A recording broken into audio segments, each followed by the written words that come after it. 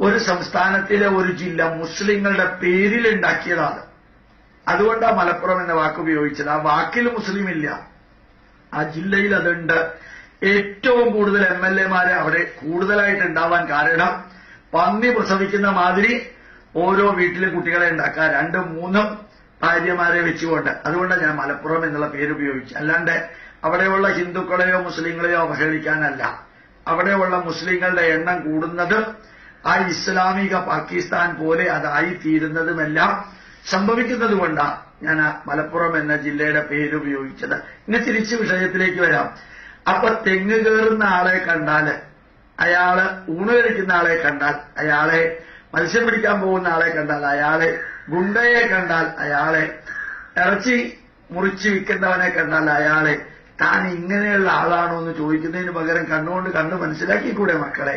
അതാ ഞാൻ മുസ്ലിങ്ങൾ ചെയ്യുന്നത് ഓരോന്നും കണ്ടിട്ട് ഇങ്ങനെ കമന്റ് പറയുന്നത്. ഖുർആൻ വായിച്ചില്ലെങ്കിൽ പോലും ഖുർആൻ അനുസരിച്ച് ജീവിക്കുന്നവരെ കണ്ടാൽ മനസ്സിലാവുമല്ലോ മക്കളെ എന്ന് ഓരോ മുസ്ലിം യുവാവിനോടും യുവതിയോടും പറയുന്നു എന്ന് കൂടി ഓർമ്മിക്കുക. പ്രണാമം, നമസ്കാരം.